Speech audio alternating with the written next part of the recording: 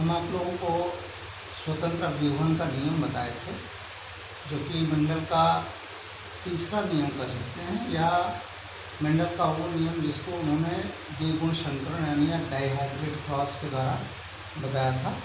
और हमारे ख्याल से जो तरीका हमने आपको चेकर बोर्ड का बताया था कि किस तरह से चेकर बोर्ड के द्वारा हम स्वतंत्र व्यूहन के नियम यानी लॉ ऑफ इंडिपेंडेंट असॉर्टमेंट को समझ सकते हैं, और किस तरह से 9:3:3:1 के अनुपात में गोल पीले, गोल हरे, झुर्रीदार पीले एवं झुर्रीदार हरे पौधों को किस तरह से प्राप्त कर सकते हैं। अब देखिए, चूँकि बात जेनेटिक्स की चल रही है, बात मेंडल्स लॉ की चल रही है, तो अब हम आप लोगों को मेंडल्स लॉ का जो अनेक क्षेत्रों में, चाहे वो वनस्पति विज्ञान हो या जंतु विज्ञान हो, उनमें जो उपयोग किया गया बाद में विभिन्न प्रकार के तरीकों को समझने के लिए, उसके अंतर्गत हम आपको कुछ जो बातें हैं बताएंगे। पहला आज हम बताने चल रहे हैं आपको गुणसूत्रों की संख्या में अनियमितता का प्रभाव।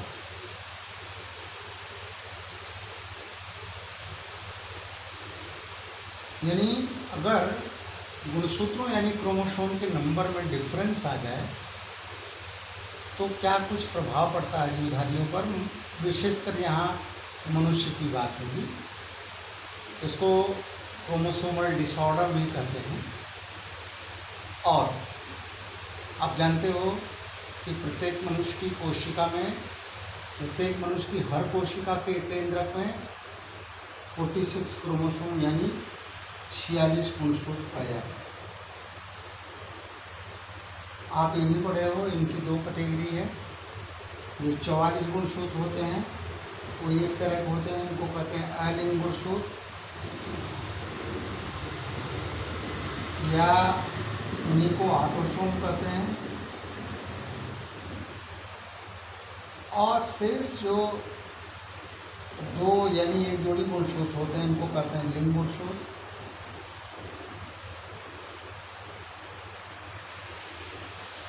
या इन्हीं को सेक्स क्रोमोसोम कहते हैं।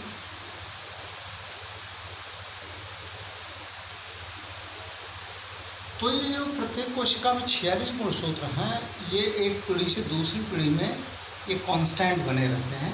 और इनको कांस्टेंट बनाए रखने के लिए युग्मक यानी लैंगिक जनन से पहले जब युग्मक बनते हैं, तो चाहे नर युग्मक हो या मादा युग्मक हो, गुणसूत्रों की संख्या अर्धसूत्र विभाजन से आधी हो जाती है।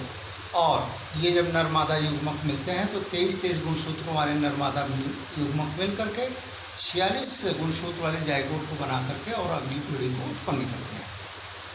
अब देखिए, आप को हमने बताया था शुक्र जनन और अंड जनन यानी स्पर्मेटोजेनेसिस और ओवोजेनेसिस मनुष्य में। स्पर्मेटोजेनेसिस के द्वारा स्पर्म यानी शुक्राणु बनते हैं, और ओवोजेनेसिस के माध्यम से अंडाणु यानी ओवा बनता है। तो किस तरह से इनमें गुणसूत्रों की संख्या आधी हो जाती है ये आपको बताया गया है। लेकिन हम आपको बता दें कि जो सामान्य परिस्थितियां होती हैं उन्हीं को आपको बताया गया है। कुछ विशेष परिस्थिति होती है कि अर्धसूत्री विभाजन के समय गुणसूत्रों का अनियमित बंटवारा हो जाता है, जिसके कारण जो गुणसूत्र होते हैं, गुणसूत्र युग्मकों में कम अथवा अधिक हो जाते हैं, और ऐसा होने से जो जाइगोट बनता है उनमें गुणसूत्रों की अनियमितता आ जाती है। तो ये गुणसूत्रों की संख्या ये 46 से कम 45 भी हो सकती है, ये 46 से कम अधिक 47 भी हो सकते हैं, ये 46 से अधिक ये 48 भी हो सकते हैं, 49 हो सकते हैं। तो ये जो संख्या में ये कमी या अधिकता हुई, इसको जीव विज्ञान की भाषा में सिंड्रोम बोलते हैं। ये जो क्रोमोसोमल एबनॉर्मलिटी हो रही है इसको सिंड्रोम कहते हैं। और ये सिंड्रोम मुख्य रूप से 3 तरह के हैं। और जो सिंड्रोम वाले बच्चे होते हैं वो निश्चित तौर पर सामान्य बच्चों से अलग होंगे।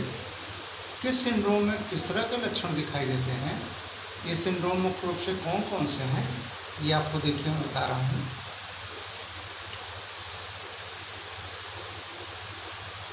पहला सिंड्रोम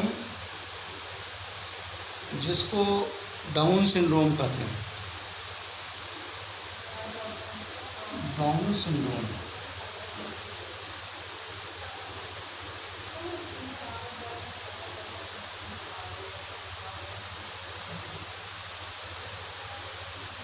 अब देखिए इस सिंड्रोम की अगर हम बात करें तो ये जो सिंड्रोम होता है इसमें क्रोमोसोम के नंबर प्रत्येक कोशिका के केंद्रक में 47 हो जाते हैं। यानी 46 से एक अधिक गुणसूत्र अगर हो जाए और ये गुणसूत्र जो है कौन से अधिक हों, आपको बताया गया 44 ऑटोसोम। आप 44 ऑटोसोम को 22 जोड़ी ऑटोसोम कर सकते हैं। अगर 21वीं जोड़ी का ऑटोसोम, क्योंकि जोड़ी का मतलब दो की जगह 3 हो जाए, तो ऐसे कंडीशन में जो क्रोमोसोम के नंबर होंगे वो 47 हो जाएंगे। और ऐसे सिंड्रोम को डाउन सिंड्रोम कहते हैं। या कह सकते हैं आप कि डाउन सिंड्रोम के बच्चे में 21वीं जोड़ी का जो ऑटोसोम होता है वो एक अतिरिक्त होता है। अब देखिए अगर इस सिंड्रोम की बात करें तो एक नाम और इसको जानते रहिए, इसको मंगोलिज्म भी कहते हैं। मंगोलिज्म इसलिए इसको कहते हैं क्योंकि मंगोल एक मानव की जाति होती है, उसमें थोड़ा सा ये देखने में सामान्य मानव से अलग तरह के होते हैं। तो ये चूँकि मंगोलों की तरह दिखाई देता सिंड्रोम, इसलिए इसको मंगोलिज्म कहते हैं। अब देखिए इसमें जो मुख्य रूप से कैरेक्टर्स दिखाई देते हैं वो देखिए, इसमें बच्चे का जो सिर होता है वो बड़ा होता है। बच्चे की जो हाथ की उंगलियां हैं ये छोटी होती है। बच्चे का मानसिक एवं शारीरिक विकास कम हो पाता है।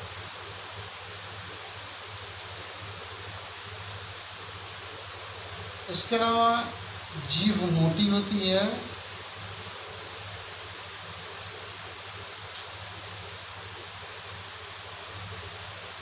मुख हमेशा खुले होते हैं। मुख से लार निकलती रहती है।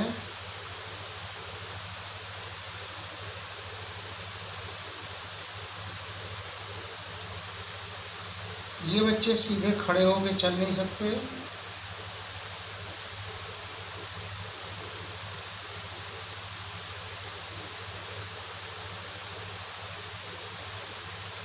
ये स्पष्ट बोल नहीं सकते।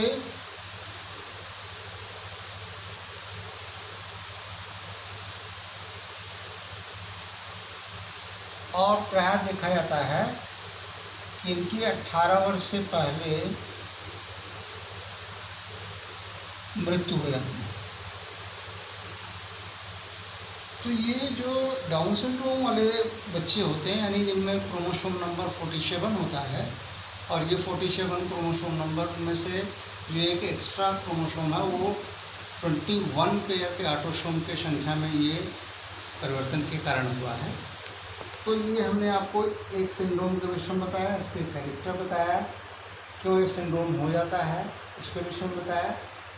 अब हम आपको अगले क्लास में एक सिंड्रोम होता है जिसको टर्नर सिंड्रोम कहते हैं, उसके विषय में बताएंगे। तो आज का जो ये वीडियो है इसको ध्यान से देखिए, सुनिए और नोट्स बना करके हमारे पास भेजिए।